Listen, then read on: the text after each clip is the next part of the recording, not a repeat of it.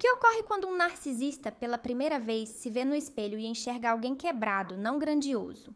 Muitos pensam que narcisistas nunca vão à terapia, mas isso não é verdade. Eles também sofrem e podem buscar ajuda, mas não pelos motivos que se imagina.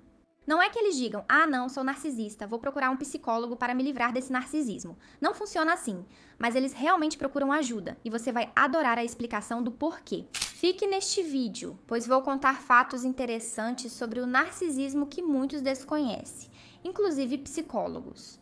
Já vi psicólogos atenderem pacientes narcisistas sem perceberem. Na psicologia, as coisas nem sempre são o que parecem. Sou Cláudia Nicolasa, psicóloga e autora de Es Manipulación y no lo sabes. E neste canal analisamos psicologicamente temas da atualidade, séries, famosos, notícias, para que você aprenda a analisar as pessoas e melhore sua vida e seus relacionamentos. Inscreva-se, é de graça.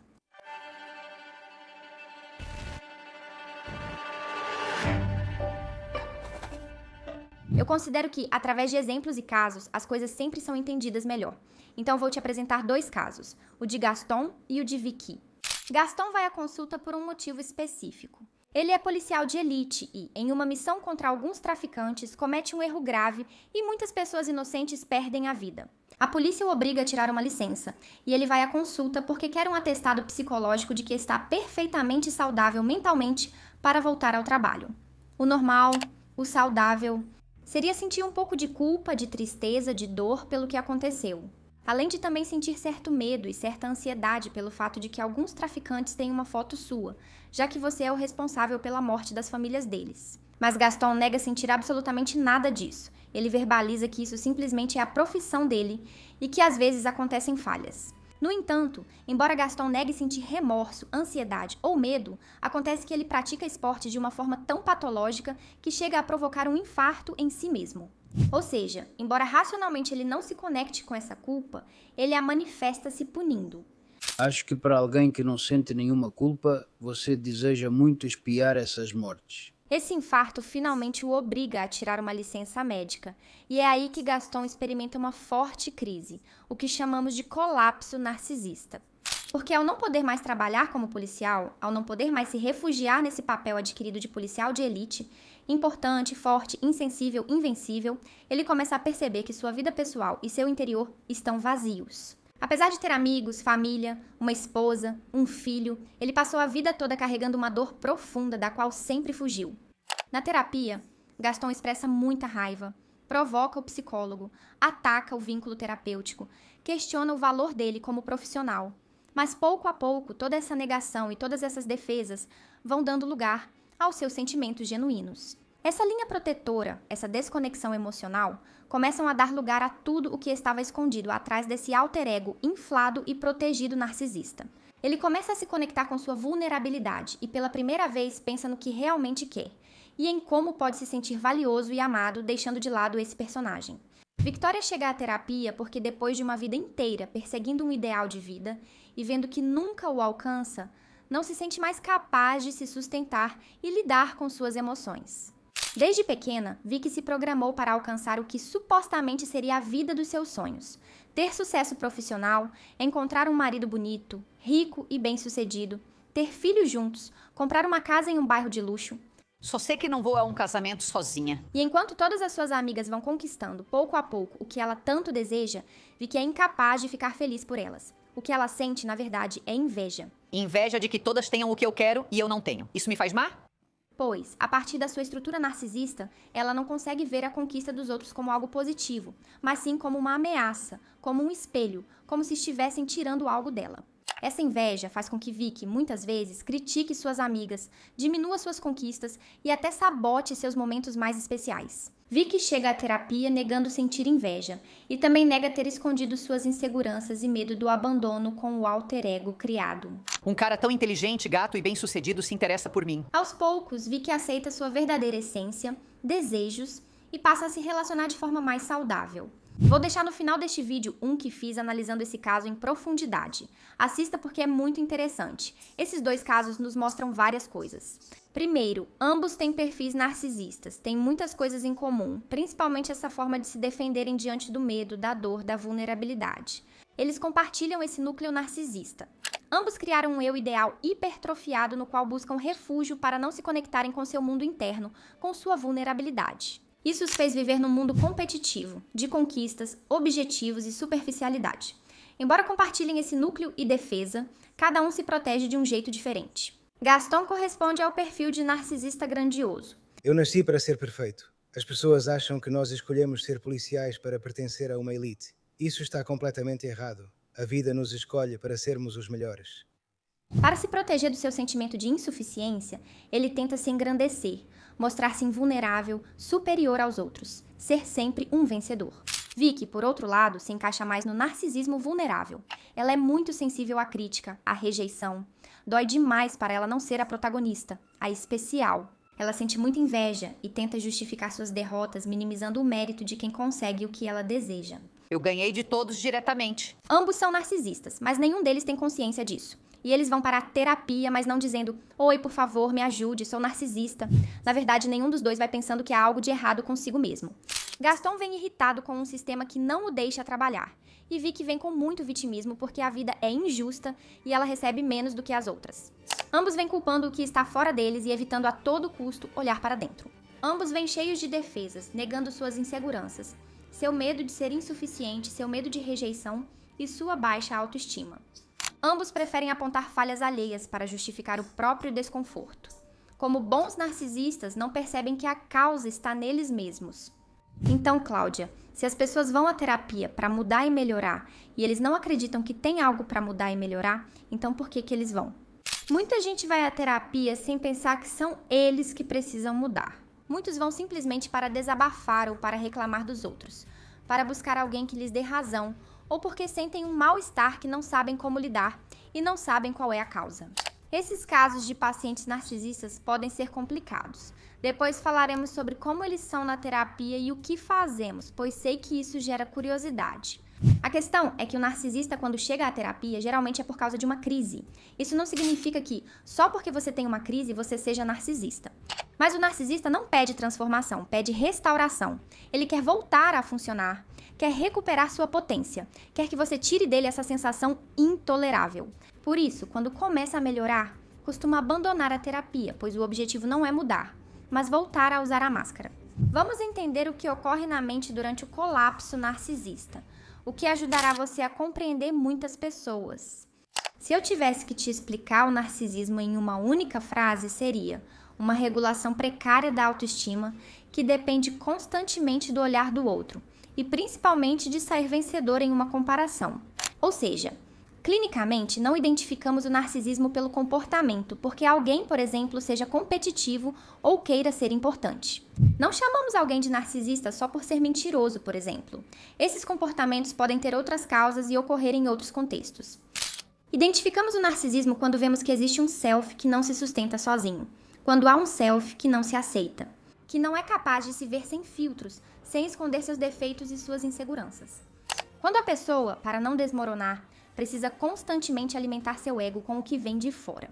Quando vive perseguindo um padrão, uma imagem hipertrofiada e não realista de si mesma.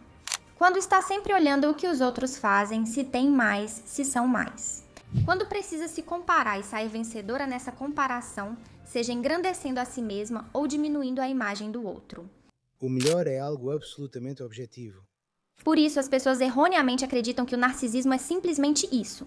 Acham que é só o comportamento visível, porque é o que se vê, mas não enxergam o outro lado do narcisismo. E é por isso que muitas vezes, quando falo sobre perfis narcisistas, as pessoas não entendem do que estou falando.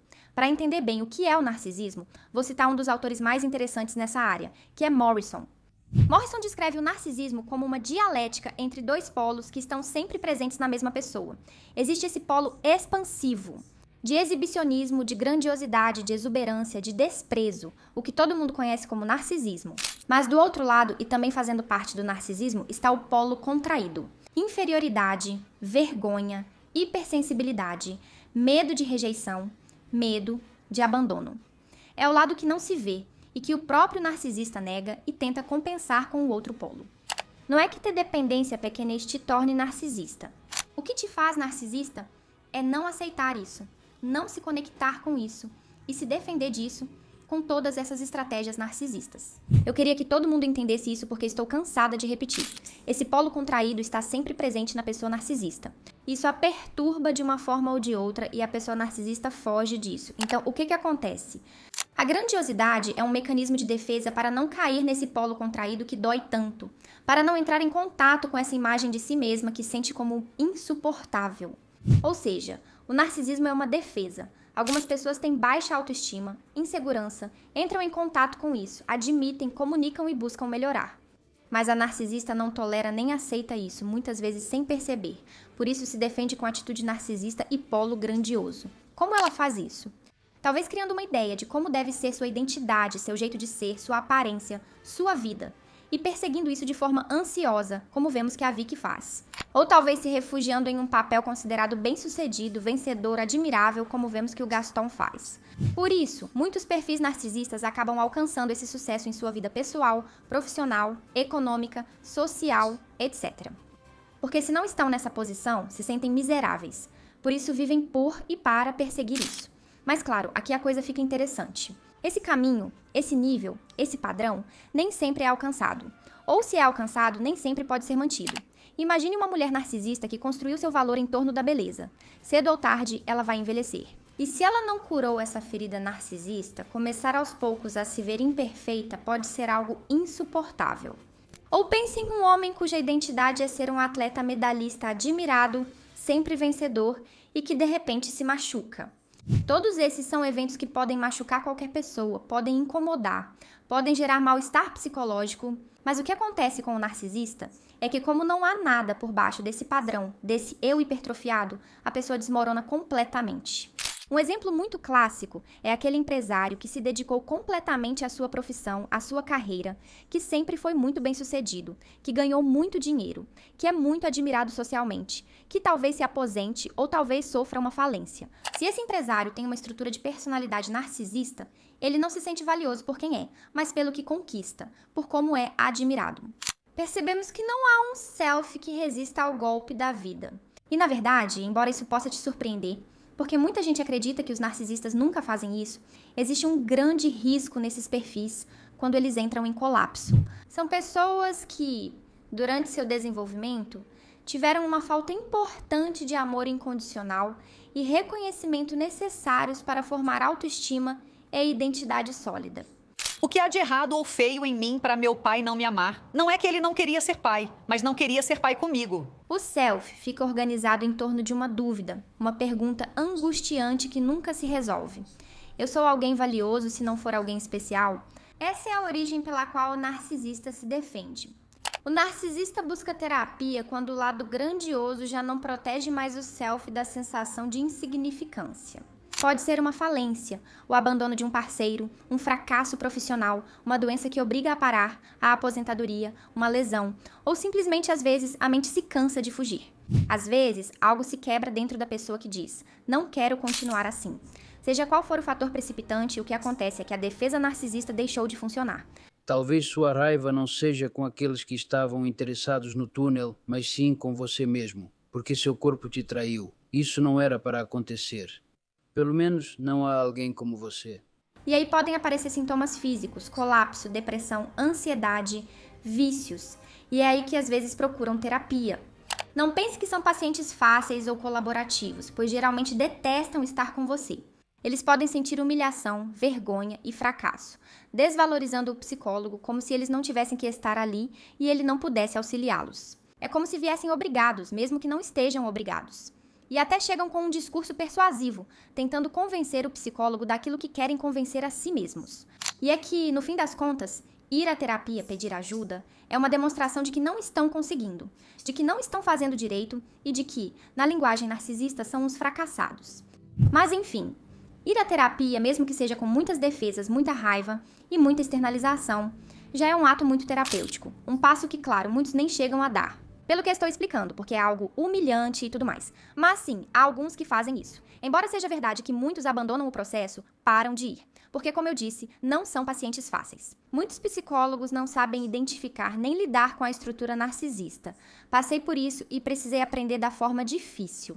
Se você não sabe diagnosticar ou tratar, pode errar nas decisões e o paciente desistir. Poucos vão à terapia, então é importante que consigam concluir. Vamos observar como agem na consulta. Bem, explicar como eles vão se comportar não é fácil, não é correto, porque cada tipo de narcisista se comporta de maneira diferente. Talvez um do tipo grandioso vai ficar o tempo todo tentando convencer o psicólogo do seu valor, do seu status, da sua capacidade, das suas conquistas. Pode não parar de falar e até não deixar o psicólogo intervir e até interrompê-lo. Um vulnerável tende a se vitimizar, dizendo que o mundo é injusto comigo, que não faz nada de errado, coitadinho de mim, e que os outros não merecem o que têm. E um do tipo antagonista pode acabar indo mais para o lado de atacar o psicólogo. Tentar rebaixá-lo, fazê-lo se sentir inferior, tomar o controle da terapia, fazendo o profissional parecer que está abaixo do paciente. Isso não te dá nenhum direito de me tratar como um pano de chão para limpar a sujeira que os outros deixam. Há certos elementos comuns nesses pacientes que nos ajudam a entender melhor o colapso narcisista. Primeiro, o sentimento de vergonha e não de culpa. Como disse antes, eles raramente assumem responsabilidade pelos próprios problemas ou erros, então dificilmente vão admitir culpa. É raro que, de início, digam: eu fiz isso errado, preciso aprender com isso, preciso mudar isso. O que existe é mais vergonha, mas eles não expressam isso porque não têm consciência disso. Eles a expressam em atos. Vou explicar. Há uma diferença importante entre culpa e vergonha. A culpa afeta algo que você fez de errado, algo específico, enquanto a vergonha afeta sua identidade, quem você é. A culpa diria: eu fiz algo errado, e a vergonha diz: eu sou ridícula, sou insuficiente, sou inferior. E o sentimento de vergonha é fundamental nos pacientes narcisistas. Porque a distância entre o seu eu ideal, esse ser grandioso, especial, admirado, vencedor, e o seu eu real, o que estão sendo neste momento, é enorme e é insuportável para eles.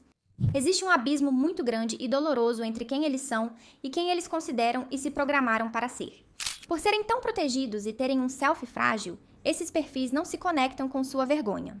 Eles não têm consciência desse sentimento de pequenez, de humilhação, de insuficiência, de vergonha, e o que a cabeça deles faz para protegê-los disso é atacar. Você conhece alguém que, ao receber uma crítica, uma rejeição, ou cometer um erro, em vez de ficar triste, fica irado, furioso, bravo, pois isso muitas vezes é vergonha disfarçada. E, nesse sentido, é preciso ter muito cuidado com os ritmos, as palavras, porque confrontar esses pacientes de forma brusca e mal calculada intensifica a vergonha e produz exatamente o contrário: mais raiva, mais defesas e mais abandono da terapia. No fim, toda defesa, seja em narcisistas ou outros, tem uma função específica. A grandiosidade, por exemplo, protege da vergonha. A desvalorização dos outros protege da dependência. A autossuficiência protege do medo de precisar. A idealização protege do vazio. A raiva protege do desmoronamento. E o colapso aparece quando, no final, essas defesas falham. Mas o objetivo terapêutico não é simplesmente tirar essas defesas, porque assim você deixa a pessoa vulnerável demais, exposta demais. O objetivo é entender do que elas protegem e construir algo mais sólido e mais saudável para se regular. Nessa relação, você decidiu que pode me atacar, invadiu minha privacidade e descobriu coisas íntimas da minha vida. Construir uma relação terapêutica, onde o paciente possa experimentar que sua vergonha, sua necessidade de reconhecimento, sua dependência, possam ser pensadas sem que isso implique se sentir humilhado. Na verdade, é comum que, se você faz com que eles tomem consciência de algo que estavam negando de forma muito brusca, ou seja, se você os confronta de forma muito direta, ou se os leva a se desarmar, se sentir vulneráveis, chorar, sem depois ajudá-los a se recompor um pouco, se você deixa que o paciente narcisista saia do seu consultório sem antes tê-lo protegido um pouco daquilo que foi exposto e aberto, ele pode se sentir tão envergonhado e exposto que nunca mais volte à consulta ou retorne muito bravo com o psicólogo. Segundo elemento, raiva narcisista, dirigida ao mundo que o decepcionou. Raiva dos outros por não receber o que achava merecer e do psicólogo, que simboliza a necessidade de ajuda. Externamente, geralmente não aparenta depressão, tristeza ou vergonha. Geralmente parece agressivo, irritado, conflituoso, reclamão, dissociado, negando, muito defensivo. E isso torna difícil de detectar e de tratar. Na verdade, alguns autores que estudaram a vingança do ponto de vista psicológico. Ou seja, esse desejo irracional, intenso e patológico de machucar alguém que você percebe que te fez algo de ruim. Descobriram que, quando a vergonha é insuportável, a mente a transforma em vingança. O mecanismo é assim: não é que eu seja a humilhada, é que o outro é culpado e tem que pagar. A vergonha desorganizadora, aquela que pode derrubar completamente a pessoa, se transforma então em uma narrativa de agravo e de revanche, o que dá ao narcisista uma sensação de poder, de controle e de superioridade. Por isso, muitas vezes, o narcisista deprimido, colapsado, não parece triste, parece ofendido, irritado. A tristeza está lá, mas encapsulada sob raiva, desprezo, frieza ou superioridade defensiva. Número 3. O vitimismo e a inveja. Isso ocorre em pacientes que sempre culpam os outros pelo seu mal-estar, notam as falhas alheias, mas não fazem autocrítica. E claro, aqui entra um grande problema. Psicólogos, por serem empáticos, desejarem ajudar e quererem salvar, às vezes não percebem o contexto geral da sessão e podem ser influenciados por discursos de vitimização, chegando a reforçá-los. Surge então a dúvida: por que ela pode e eu não? O que ela tem de diferente de mim? Por que ela pode e eu não? O que ela tem de diferente de mim? Ou seja, sem querer, você reforça a ideia de que o problema são sempre os outros, dificultando ainda mais a melhora da pessoa. Vejo isso muito em psicólogos. Acho que todos já passamos por isso. Que, por querer ajudar, por essa bondade, por cuidar, às vezes não percebemos que assim não estamos ajudando o paciente. Não devemos confundir ser psicóloga com ser animadora. E aí, de novo, a importância de detectar o narcisismo de forma correta e entender que vai muito além daquela caricatura malvada que temos. Algo característico é que esse vitimismo geralmente vem acompanhado de um fundo de inveja. Queixas e autocomiseração podem esconder críticas e desmerecimento a quem tem o que falta ao narcisista. E é quando o narcisista vê sucesso e felicidade nos outros que ele não enxerga isso como algo do outro. Ele vê mais como uma acusação ou um ataque a si mesmo. Como se o outro ter isso impedisse que ele também tivesse. O sucesso do outro funciona como um espelho que devolve para ele uma imagem de insuficiência que, mais uma vez, ele não consegue tolerar. E por isso critica, desvaloriza, sabota. A inveja do narcisista não é só um eu quero ter o que você tem. É mais um se você tem, eu sou menos. E daí vem a necessidade de destruir simbolicamente o que é valioso para o outro. Número 4. A anedonia. A anedonia é uma incapacidade de sentir prazer. No narcisista, isso ganha uma forma bem específica. Nada o satisfaz se não houver aplausos, admiração, retribuição, validação. Sempre está atento ao olhar do outro. Pode ter sucesso objetivo, dinheiro, conquistas, posição, família, o que for e ainda assim estar completamente vazio. Que qualquer demonstração de emoção, principalmente aquelas que têm a ver com fraqueza ou perda de controle, são ilegítimas.